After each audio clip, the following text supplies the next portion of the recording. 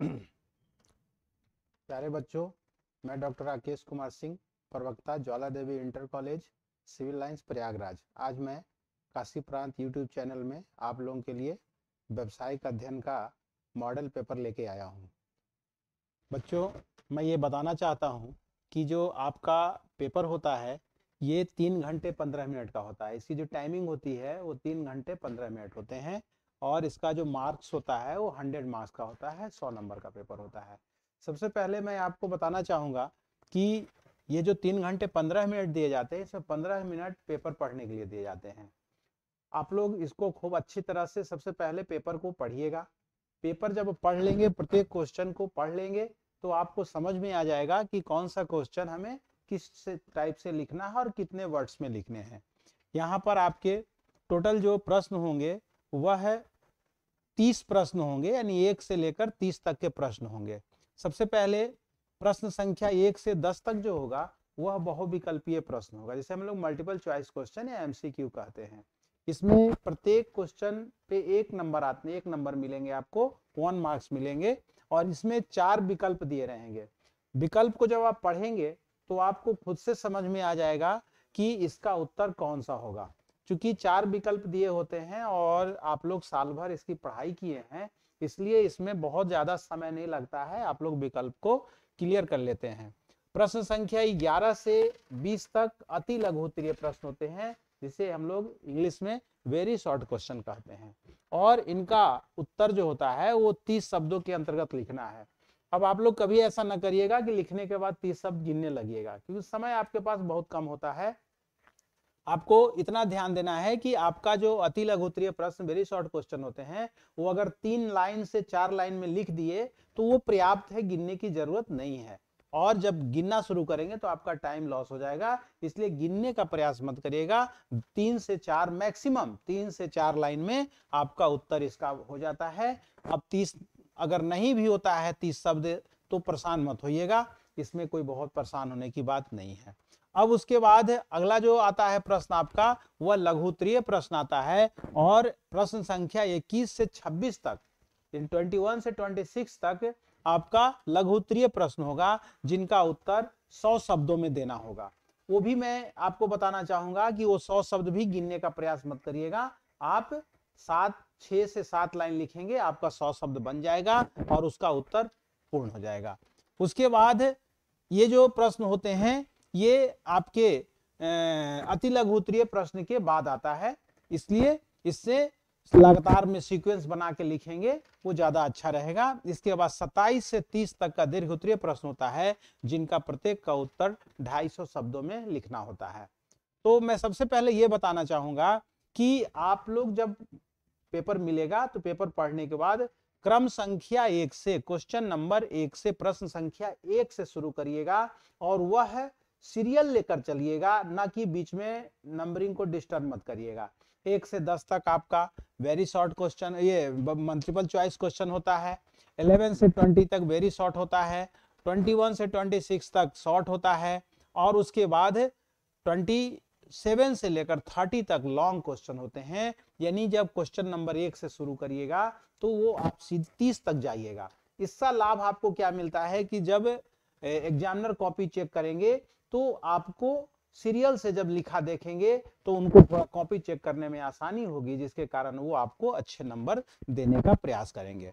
अब सबसे पहले हम लोग आगे चलते हैं। प्रत्येक प्रश्न के लिए निर्धारित अंक उनके सामने रहेगा, इसलिए आपको उसका ये नहीं देखना होगा कि हमें इस क्वेश्चन में कितना नंबर मिलना है। वो प्रश्न के आगे एक अगर बहुविकल्पीय है तो 1 नंबर रहेगा।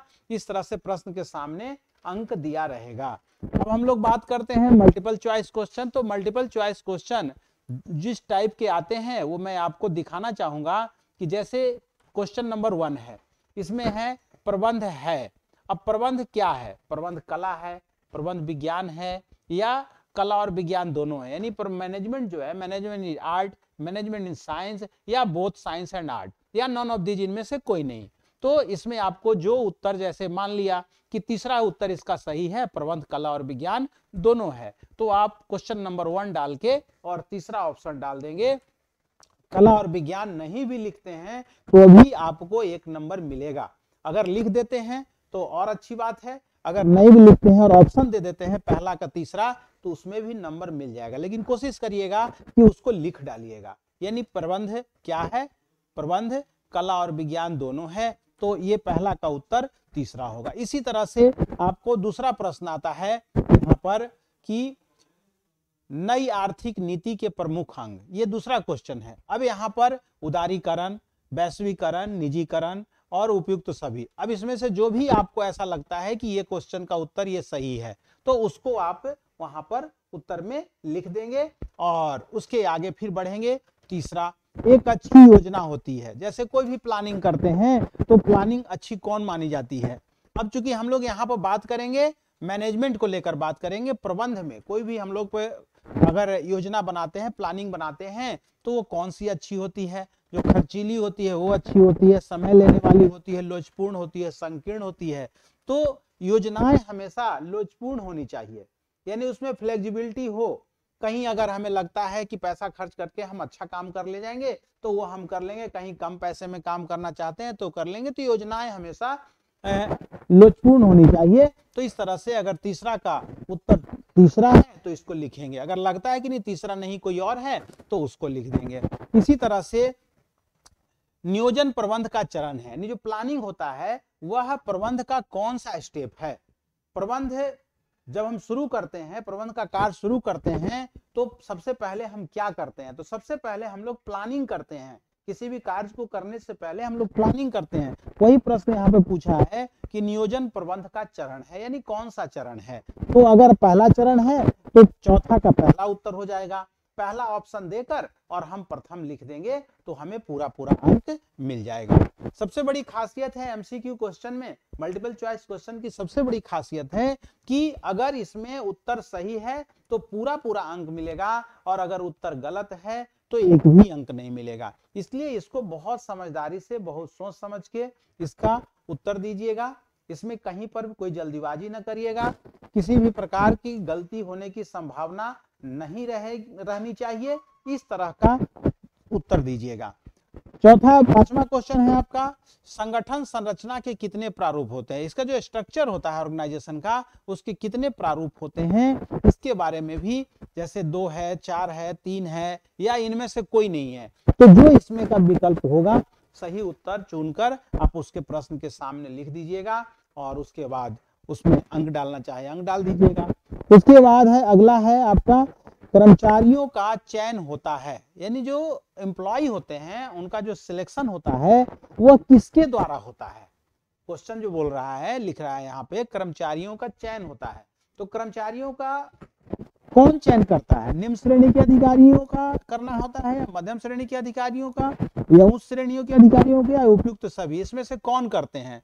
तो अमूमन जो क्लास 1 ऑफिसर होते हैं वही लोग कर्मचारी एम्प्लॉय को चयन करते हैं। तो इसमें अगर उच्च श्रेणी के अधिकारियों का उत्तर सही है तो इसमें छठा का तीसरा दे दीजिएगा। अगर लगता है नहीं सभी लोग करते हैं अपने अपने स्टेप से, तो उत्तर चौथा हो जाएगा। तो इस तरह से सातवां क्वेश्चन है, विकास का उद्देश्य है। हम लोग कोई भी कार्य करते हैं तो अगर उसमें हम डेवलपमेंट कर रहे हैं, विकास कर रहे हैं, तो उसका क्या उद्देश्य होना चाहिए, क्यों विकास करें। तो इसमें भी ऑप्शन दे रहा है, योग्यता में वृद्धि, श्रेष्ठ निष्पादन, पदोन्नति का अवसर, उपयुक्त सभी। तो अगर इसमें चारों है तो सही, नहीं सभी कर दीजिएगा, नहीं तो जो अगर तीसरा है, पदोन्नति का अवसर होता है, योग्यता में वृद्धि होता है, श्रेष्ठ निष्पादन होता है, तो जो भी आपको लगे कि हाँ ये सही उत्तर है, उपयुक्त है, तो उसका आप वहां पे नंबर डाल दीजिएगा। इसी तरह से अगला क्वेश्चन है, नियंत्रण प्रबंध का कार्य है। नियंत्रण कौन सा कार्य है, जैसे प्रबंध का कार्य प्लानिंग पहला कार्य था, उसी तरह से नियंत्रण का कौन सा स्थान आता है, तो प्रथम स्थान, अंतिम स्थान, तृतीय स्थान, द्वितीय स्थान। तो जिस स्टेप पे कंट्रोलिंग आता है उस स्टेप का यहाँ पे अंक डाल दीजिएगा। अगर तीसरे स्थान पे है, दूसरे स्थान पे है, तीसरे स्थान पे है तो 8वां प्रश्न का तीसरा उत्तर, दूसरे स्थान पे है तो दूसरा उत्तर। तो उसके बाद आपका आता है विपणन। विपणन व्यय भार है, मार्केटिंग का जो भार होता है, बोझ होता है, व्यय का जो मार्केटिंग में एक्सपेंसेस होता है वह किसका भार है, किस पर ये पड़ता है, उद्योग पर पड़ता है, उपभोक्ताओं पे पड़ता है, व्यवसायियों पर पड़ता है, यह उपयुक्त सभी पे पड़ता है। तो यहाँ पर इसमें चारों में जो विकल्प सही होगा उसको आप लिख दीजिएगा। उसके बाद लास्ट जो एमसीक्यू का क्वेश्चन आता है 10वां, उत्पाद मिश्र को मिश्रण कहिए, इसको मिश्र है तो मिश्रण होगा। उत्पाद मिश्रण को प्रभावित करने वाले घटक। उत्पाद मिश्रण को कौन कौन प्रभावित करते हैं? विपणन प्रभावित करता है, उत्पाद प्रभावित करता है, वित्तीय फाइनेंस प्रभावित करता है, या इनमें से चारों विकल्प। तो इसमें जो भी उत्तर सही होगा उसको आप लोग दे दीजिएगा। तो इस तरह से आपको 10 क्वेश्चन करने होंगे और 10 क्वेश्चन में 10 नंबर आपको मिलेंगे। अगर सही 10 क्वेश्चन हो गया तो आपका 10 नंबर मिल जाएगा। तो यहाँ पर आपको 100 में से 10 नंबर आपको मिल गया। अब आगे 90 नंबर के लिए काम करना है। तो उसके बाद जो आता है वो आता है वेरी शॉर्ट क्वेश्चन, अति लघु उत्तरीय प्रश्न। अब अति लघु उत्तरीय प्रश्न 10 होते हैं और 2-2 नंबर के होते हैं, 2 मार्क्स के। 1 क्वेश्चन 2 मार्क्स। अब यहाँ पे कितना लिखना है? अक्सर देखने में आता है या बहुत सारे बच्चे क्वेश्चन करते हैं कि सर कितना लाइन लिख दें कि हमें पूरा अंक मिल जाए। बच्चों मैं ये बताना चाहूंगा कि इसमें आपको कभी कभी 1 लाइन में भी आंसर हो जाता है। कुछ ऐसे भी प्रश्न होते हैं जिसके 2 लाइन में भी आंसर हो जाते हैं।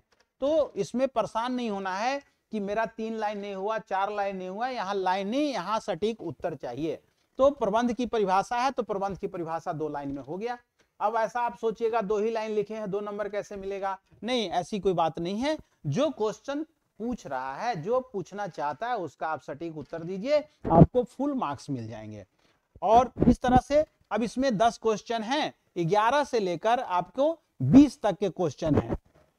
11, 12, 13, 14, 15 इस तरह से 20 तक के क्वेश्चन जाएंगे। इसमें सबसे पहला जो क्वेश्चन है वो है प्रबंध की परिभाषा लिखिए, यानी डिफिनेशन ऑफ मैनेजमेंट।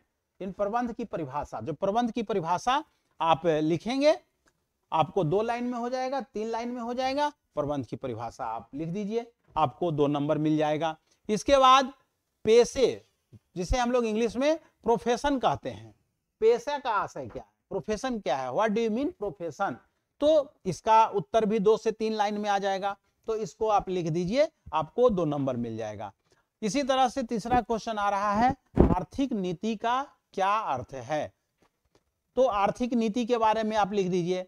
यहाँ पर वैश्वीकरण का अर्थ लिखिए, मीनिंग ऑफ इसका वैश्वीकरण का, ग्लोबलाइजेशन।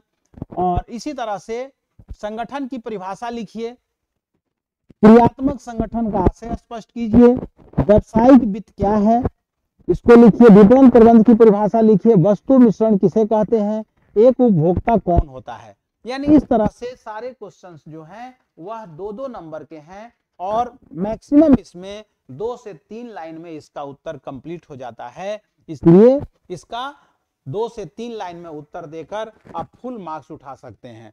जब भी आप इस तरह के प्रश्न करेंगे यानी रनिंग मैटर लिखेंगे तो ध्यान दीजिएगा कि इसमें राइटिंग सुंदर होनी चाहिए और स्पष्ट होनी चाहिए। क्योंकि अगर जो आप लिखे हैं वह स्पष्ट नहीं है तो कहीं ना कहीं एग्जामिनर आपको नंबर देने में कंजूसी करेंगे। आप खूब सुंदर लिखिए, थोड़ा सा डिस्टेंस पे लिखिए, दूरी लिखिए, थोड़ा अक्षर को बड़ा करके लिखिए, आपको फुल मार्क्स मिलेंगे। अब इसके बाद वेरी शॉर्ट क्वेश्चन के बाद आपका आ जाता है शॉर्ट क्वेश्चन। यानी शॉर्ट क्वेश्चन जो होता है वो भी आपके थोड़ा सा अधिक लिखना पड़ेगा क्योंकि इसका जो नंबर है वो ज्यादा है। अभी तक ये 2 नंबर के क्वेश्चन आप कर रहे थे, अब आपके 5-5 नंबर के क्वेश्चन आ गए हैं।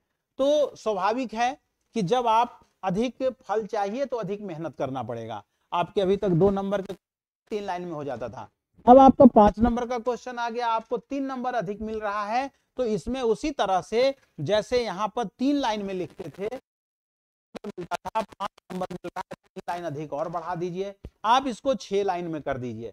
6 लाइन कहने का मतलब है कि यह है आपका कम से कम 50 शब्द आ जाए तो 6 लाइन में 50 शब्द बहुत अच्छे ढंग से आ जाएंगे। गिनने की जरूरत नहीं है शब्दों को, आप उसको 6 से 7 लाइन में या 5 से 6 लाइन में उसका उत्तर देंगे तो आपको पूरा नंबर मिल जाएगा। अब ये किस प्रकार का क्वेश्चन होता है, जैसे टेलर के वैज्ञानिक प्रबंध के सिद्धांत की संक्षिप्त व्याख्या कीजिए।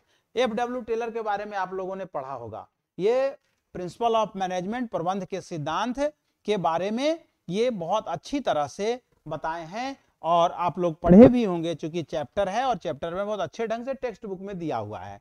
तो टेलर के वैज्ञानिक प्रबंध के सिद्धांत की संक्षिप्त व्याख्या कीजिए। अब इसके जितने सिद्धांत हैं, कोई जरूरी नहीं है कि हम सभी सिद्धांत को लंबा चौड़ा लिखें, उसके सिद्धांत को लिख देंगे कौन कौन से सिद्धांत है, और यहां पर कह रहा है संक्षिप्त व्याख्या करने के लिए कह रहा है, तो आप उसको 2-2, 3-3 लाइन में एक्सप्लेन करेंगे तो आपको समय के अनुरूप ये आपका व्याख्या भी हो जाएगा और नंबर भी मिल जाएगा, समय भी आपका कम लगेगा। अगर सभी को आप लंबा लिखने लगेंगे तो बहुत टाइम लग जाएगा, इसलिए ऐसी गलती मत करिएगा। प्रबंध के वैज्ञानिक सिद्धांत जो है, टेलर के वैज्ञानिक प्रबंध के सिद्धांत को संक्षिप्त व्याख्या करने के लिए कह रहा है, तो इसमें आपको थोड़े थोड़े संक्षिप्त व्याख्या करना है और उसमें जो मुख्य बातें हैं उसको बता देना है। कोशिश यही करिएगा कि पूरे सिद्धांत के बारे में बता दीजिएगा और 2-2 लाइन में एक्सप्लेन करिएगा। अगला क्वेश्चन आपका आता है, व्यवसाय पर आर्थिक वातावरण के प्रभाव की संक्षिप्त व्याख्या कीजिए।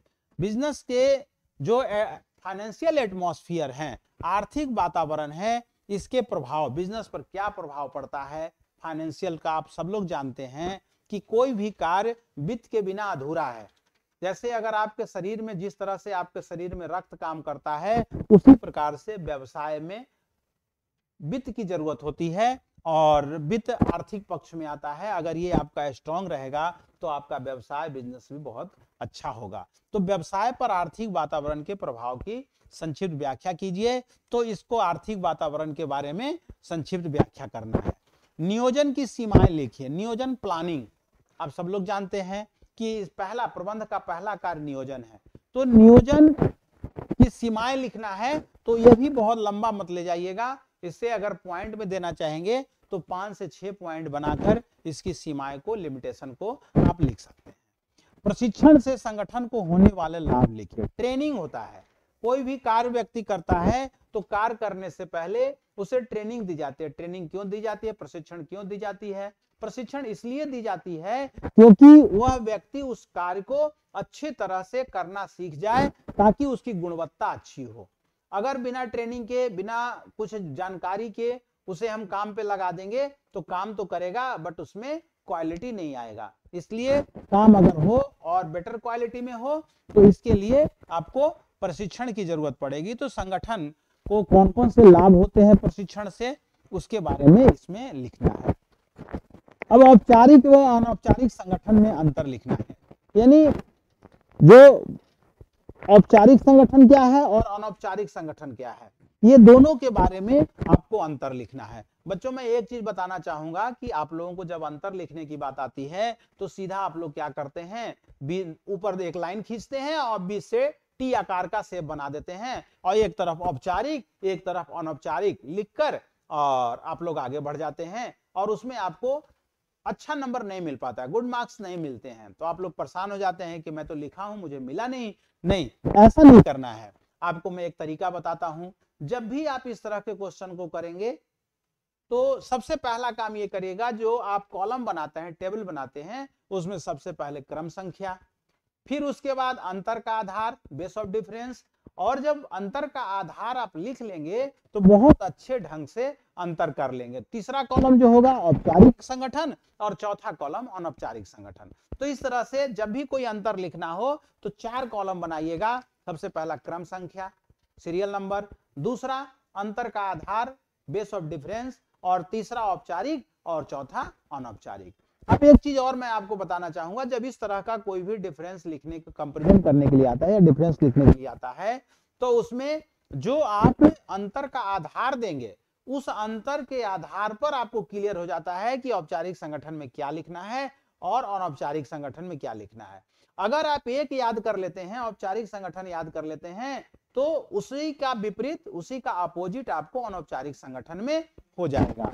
तो ये भी आपको लिखने में बहुत अच्छा महसूस होगा, क्योंकि जब एक आप याद किए रहेंगे तो उसी के बेस पर आप दूसरा भी लिख लेंगे। तो इस तरह से कोई भी अंतर लिखने के लिए, डिफरेंस आएगा लिखने के लिए, तो आप इसी तरह प्रयोग करिएगा, आपको फुल मार्क्स मिल जाएंगे। दूसरी चीज और, एक चीज और बताना चाहते हैं कि जैसे 5 नंबर का क्वेश्चन है तो कितने अंतर लिखें, तो 5 नंबर का क्वेश्चन है तो 5 अंतर लिख दीजिए। अगर लॉन्ग क्वेश्चन है, 10 नंबर का क्वेश्चन है तो 10 अंतर लिख दीजिए। तो सीधा सा है कि अगर वेरी शॉर्ट में आता है तो 2 नंबर का क्वेश्चन है तो 2 अंतर लिखिए, 5 नंबर का क्वेश्चन है तो 5 अंतर लिखिए, डिफरेंस लिखिए, और 10 नंबर का क्वेश्चन है तो 10 डिफरेंस लिखिए। एकदम सीधा सा इसमें है कि कहीं कोई कंफ्यूज होने की बात नहीं है कि अगर लॉन्ग क्वेश्चन में अंतर आ जाता है तो क्या करें, शॉर्ट क्वेश्चन में अंतर आता है तो क्या करें, वेरी शॉर्ट में अंतर आता है तो क्या करें। वेरी शॉर्ट में अंतर आता है तो 2 अंतर लिख दीजिए, शॉर्ट में आता है तो 5 अंतर लिख दीजिए, और लॉन्ग में आता है तो 10 अंतर लिख दीजिए।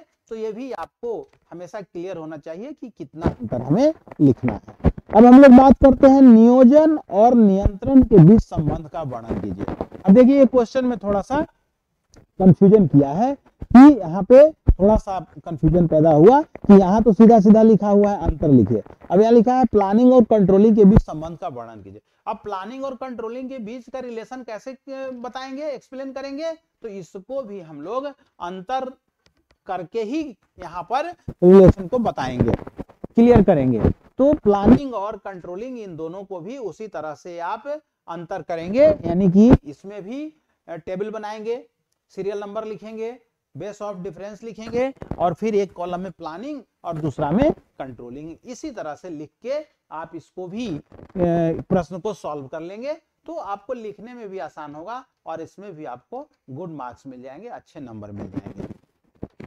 अब चलिए बात करते हैं, ये तो 21 से लेके 26 तक हो गया, 5-5 नंबर के क्वेश्चन होंगे। मैंने आपको बताया भी कि ये 5 नंबर के क्वेश्चन कितने शब्दों में होना है और कितना नंबर आपको मिलेगा, अंतर अगर आता है तो कितना लिखेंगे, तो ये चीज हमने आपको बता दिया। अब उसके बाद हम लोग आते हैं लॉन्ग क्वेश्चन पे, जिसको हमेशा से माना जाता है कि अच्छे नंबर भी आते हैं और लिखना भी बहुत पड़ता है। क्योंकि आप सभी लोग जानते हैं कि ये थ्योरी का पेपर है तो लिखना तो है ही, बिना लिखे तो नंबर मिलेगा नहीं। तो इसके लिए हम लोग पहले से ही पूरा अपने आप को प्रिपेयर्ड रखते हैं कि नहीं नहीं हमें लिखना है, और लिखने की प्रैक्टिस भी आप लोग करते हैं, पहले भी किए होंगे और अभी भी तैयारी कर रहे हैं। तो जितना पढ़ते हैं उतना ही लिखते हैं, तो ठीक है, कोई बात नहीं है। अब आप लोग हम चलेंगे दीर्घ उत्तरीय प्रश्न की तरफ। तो दीर्घ उत्तरीय प्रश्न में सबसे पहला जो प्रश्न आता है वह निर्देशन। अब यहाँ पर कभी कभी होता क्या है कि प्रश्न को 2 टुकड़ों में बांट देता है या प्रश्न को 3 टुकड़े में बांट देते हैं और उस पर नंबर डिफाइन कर देते हैं। आप ऐसा मत सोचिएगा कि ये 10 नंबर जो है वह पूरे प्रश्न में किसी एक का, ये बांटा हुआ है। जैसे मीनिंग ऑफ डायरेक्शन, अब निर्देशन का अर्थ लिखिए तो निर्देशन का अर्थ लिखिए, इसके लिए अलग नंबर डिफाइन कर दिया गया है, और प्रबंध के निर्देशन कार्य की प्रकृति की व्याख्या कीजिए। अब ये प्रश्न अगर 4 नंबर में ये दे दिया गया है तो 6 नंबर में ये दिया हुआ है। अगर इसको आप कर लेते हैं और इसको आप नहीं कर पाते हैं तो आपको सिर्फ 4 नंबर मिलेगा, और अगर पूरा कर लेते हैं तो 10 नंबर मिलेगा। तो हमेशा इस बात को ध्यान रखिएगा कि कोई भी लॉन्ग क्वेश्चन है तो हर स्टेप पे उसका उत्तर देना है। तो सबसे पहले इसमें देखिए, इस प्रश्न को 2 टुकड़े में बांट दिया है। एक टुकड़ा ये बना दिया कि निर्देशन का अर्थ लिखिए, और दूसरा प्रबंध के निर्देशन कार्य की प्रकृति की व्याख्या कीजिए। अब इसके डायरेक्शन का जो कार्य है उसका नेचर क्या होता है उसके बारे में बताना है।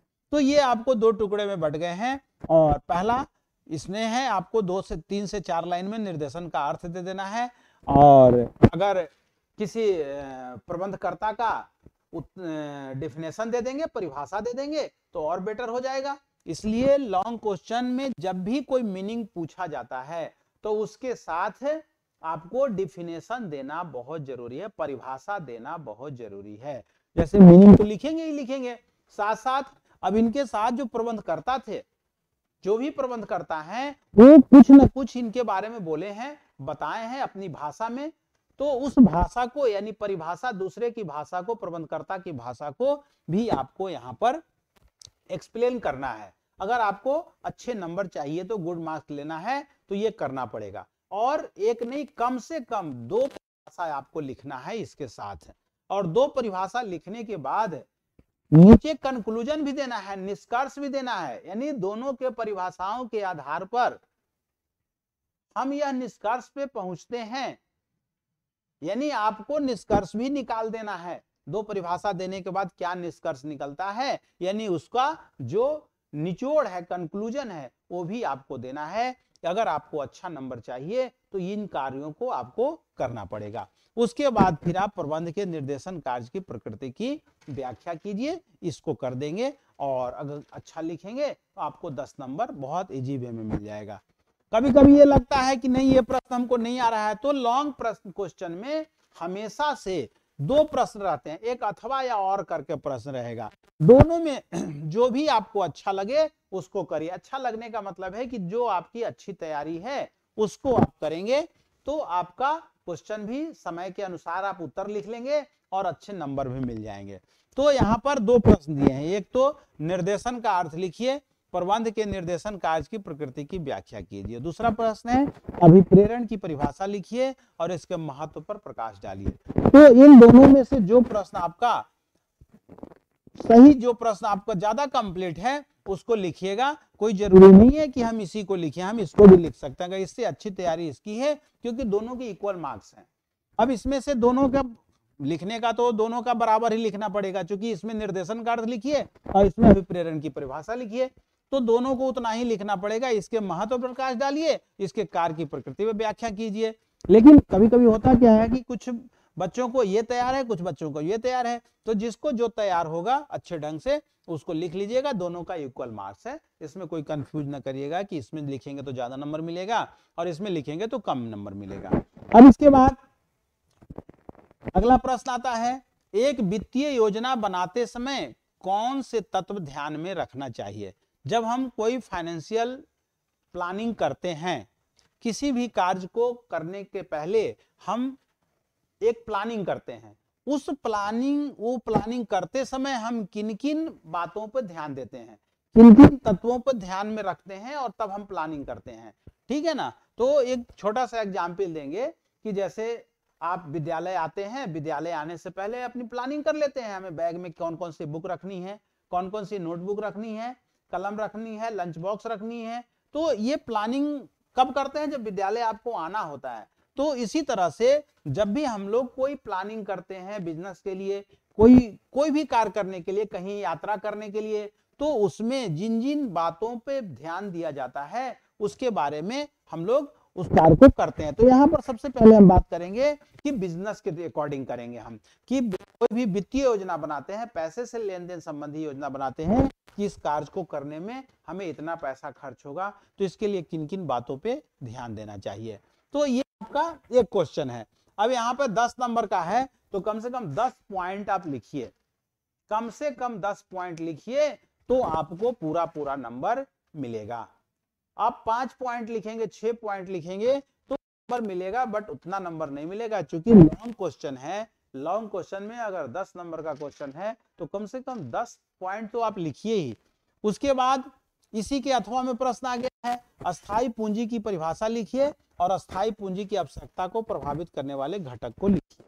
तो यहाँ पर थोड़ा सा इससे ये ज्यादा लिखना पड़ेगा, तो ऐसा नहीं है, अगर ये आपको अच्छी तरह से तैयार है तो आप इसको लिख लीजिए और इसमें भी आपको 10 नंबर मिलेंगे। तो ये आपके ऊपर डिसाइड है कि आप ये कौन सा क्वेश्चन पहले लिखेंगे और कौन सा क्वेश्चन बाद में लिखेंगे, ठीक है। तो यहाँ पर हमने आपको वित्तीय योजना बनाते समय कौन से तत्व ध्यान में रखना आवश्यक है इसके बारे में मैंने बताया। अस्थायी पूंजी की परिभाषा लिखिए, अस्थायी पूंजी की आवश्यकता को प्रभावित करने वाले घटक लिखिए, कौन कौन से घटक हैं जो प्रभावित करते हैं। अब इसके बाद आपको अगला क्वेश्चन पे ले चलते हैं, विज्ञापन की परिभाषा लिखिए, यानी जो एडवर्टीजमेंट होता है, डेफिनेशन ऑफ एडवर्टीजमेंट। तो बहुत अच्छा प्रश्न है, इसमें जितने भी क्वेश्चन हैं इसमें मोस्ट इंपॉर्टेंट क्वेश्चन हैं और काफी क्वेश्चन आपको कल के पेपर में मिलेंगे भी, जो आप कल पेपर देने जाएंगे उसमें ये क्वेश्चन काफी मिलेंगे, तो इसको अच्छे तरह से पढ़ लीजिएगा। विज्ञापन की परिभाषा लिखिए, यानी definition advertisement, definition of advertisement, विज्ञापन की परिभाषा लिखिए और इसके लाभ लिखिए। तो बहुत आसान सा क्वेश्चन है। आजकल देख रहे हैं कि कोई भी छोटी से लेकर बड़ी वस्तु हर चीज का विज्ञापन होता है।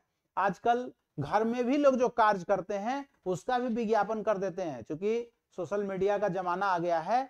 हम लोग आज देख रहे हैं महाकुंभ लगा था, महाकुंभ में भी लोग स्नान करते हुए भी वीडियो बनाते हैं, वो भी रील बना दे रहे हैं। तो इस तरह से ये भी सब विज्ञापन है, महाकुंभ का ही विज्ञापन है। तो इस तरह से कोई भी वस्तु का प्रोडक्शन करते हैं तो उसमें उसका पहले हम प्रचार प्रसार करते हैं, प्रचार प्रसार करने के बाद उसका डिमांड होता है, जब डिमांड होता है तो फिर हम सप्लाई देते हैं। तो इसके विज्ञापन की परिभाषा, फिर इसके कौन कौन से लाभ हैं, ये लाभ के बारे में बता दीजिएगा। बहुत अच्छा क्वेश्चन है, इसमें आप लोग खूब अच्छे से लिख सकते हैं, 5 से 6 पेज तक लिख सकते हैं, लेकिन बहुत ज्यादा लंबा क्वेश्चन का उत्तर मत दीजिएगा, क्योंकि और भी क्वेश्चन करने होते हैं। होता क्या है कि जब क्वेश्चन आता रहता है, उसका उत्तर आता रहता है, तो खूब अच्छे ढंग से हम लोग लिखते हैं। नहीं, टाइम को भी ध्यान देना है, हमें उतना ही टाइम में ऑल क्वेश्चन को अटेम्प्ट करना है। ये नहीं है कि लास्ट समय हो गया, बेल लगने वाली है और अभी एक क्वेश्चन मेरा पूरा नहीं हुआ। ये हमेशा टाइम का मैनेजमेंट हमेशा करिएगा, पेपर कोई भी हो, अकाउंट्स का हो, बिजनेस स्टडी का हो, इकोनॉमिक्स का हो, हिंदी का हो, इंग्लिश का हो, टाइम मैनेजमेंट करना है। पहले से ही तय कर लीजिएगा कि हमें इतने टाइम में हमें पेपर को सॉल्व कर देना है। और आप लोग प्रैक्टिस भी करते होंगे, घड़ी रखकर प्रैक्टिस करते होंगे, वहां भी आपको बेल से बताया जाएगा, बेल लगेगी, 1 घंटा पूरा हो गया, 2 घंटा पूरा हो गया, 3 घंटा पूरा हो गया, 15 मिनट शेष रह गए। तो इस तरह से हमेशा आपको टाइम के बारे में वहां बताया जाएगा और टाइम को ध्यान दीजिएगा। कई बच्चों को देखते हैं कि वो लोग करते क्या है कि लिख रहे हैं और टाइम नहीं देख रहे हैं, क्वेश्चन अच्छा है, खूब लिख रहे हैं, लास्ट में चल के एक क्वेश्चन छूट गया। नहीं, ऐसी गलती कभी मत करिएगा। तो इस तरह से विज्ञापन की परिभाषा लिखिए और इसके लाभ लिखिए। उसके बाद इसके अथवा में और में दूसरा क्वेश्चन, पैकेजिंग किसे कहते हैं, पैकेजिंग के कार्य लिखिए। तो ये भी क्वेश्चन अच्छा है, बट जो ऊपर वाला क्वेश्चन है ये थोड़ा सा ज्यादा फेमस क्वेश्चन है, तो इसको भी आप लोग कर लेंगे। अब उसके बाद लास्ट क्वेश्चन है, उपभोक्ता संरक्षण अधिनियम 2019 के अंतर्गत उपभोक्ताओं के लिए उपलब्ध निवारण कार्यविधि की व्याख्या कीजिए। ये बहुत ही अच्छा क्वेश्चन है, बहुत इंपॉर्टेंट क्वेश्चन है। इतने इंपॉर्टेंट क्वेश्चन है कि ये इससे एमसीक्यू में भी पूछ देता है, वेरी शॉर्ट में भी पूछ देता है और लॉन्ग में भी पूछता है। तो उपभोक्ता संरक्षण अधिनियम जो कंज्यूमर प्रोटेक्शन एक्ट है, उसके बारे में उपभोक्ताओं को कैसे संरक्षण दिया जाए, प्रोटेक्शन दिया जाए। आज देखा जाता है कि हर क्षेत्र में कंज्यूमर ही ठगा जा रहा है, उपभोक्ता ही ठगा जा रहा है। उसको कैसे प्रोटेक्शन दिया जाए, कैसे संरक्षण दिया जाए, तो इसके बारे में कैसे उनको संरक्षण दिया जाए, उनकी निवारण कैसे किया जाए, उनकी कार्यविधि की व्याख्या करिए। ये भी क्वेश्चन बहुत अच्छा है, इसको भी लिख सकते हैं। और इसी से मिलता जुलता क्वेश्चन दिया है, उपभोक्ता के अधिकारों और उत्तरदायित्वों के बारे में बताइए। यानी कि दोनों क्वेश्चन जो हैं वो एक ही चैप्टर से हैं, इसलिए इसको लिखने में आपको ज्यादा परेशानी नहीं होगी। दोनों में से जॉन सिलेक्ट करेंगे, दोनों क्वेश्चन से मिलता जुलता है, दोनों एक ही टाइप का क्वेश्चन है। और इसमें अधिकार और दायित्व को लिखा गया है, इसमें निवारण की विधि दिया गया है। तो एक ही चैप्टर से दोनों क्वेश्चन बन गया है। ये आपके 10-10 नंबर के क्वेश्चन होंगे और ये कुल आपका 27 से लेकर 30 तक, यानी 27, 28, 29, 30 4 क्वेश्चन जो हैं आपके वह 10-10 नंबर के हैं और 40 नंबर के ये क्वेश्चन आते हैं। अगर आप इसको अच्छे ढंग से लिखेंगे तो 40 नंबर इसमें भी आपको मिल जाएगा। तो कुल मिला के हमने आपको सारे क्वेश्चन के बारे में बताया और आप लोग इससे पहले भी कई क्वेश्चन को देखे होंगे इस तरह के, और सारे क्वेश्चन आपके टेक्स्ट बुक के हैं, कहीं बाहर के क्वेश्चन नहीं है। आप लोग अगर तैयारी किए होंगे तो आपका पेपर अच्छा होगा। और मैं तो यही कहूंगा कि आप लोग एक बार इस पेपर को खूब अच्छे ढंग से देख लीजिएगा और जहां कहीं कंफ्यूजन होगा उसको टेक्स्ट बुक में भी देख लीजिएगा। मुझे नहीं लगता है कि इसमें किसी क्वेश्चन में आप लोगों का कोई कंफ्यूजन पैदा होगा, क्योंकि सारे क्वेश्चन आपके पढ़े हुए हैं और सारे क्वेश्चन का उत्तर भी करीब करीब आप सब लोग जानते ही होंगे, इसलिए इसमें कहीं किसी प्रकार की दिक्कत नहीं है। और मैं आज इतना ही आपके लिए लाया हूं और उम्मीद करता हूं कि आपका पेपर अच्छा हो। मेरी ढेर सारी शुभकामनाएं हों। God bless you. आप अच्छे से पेपर दीजिए और खुशी खुशी से अगले पेपर की फिर तैयारी करिए। धन्यवाद।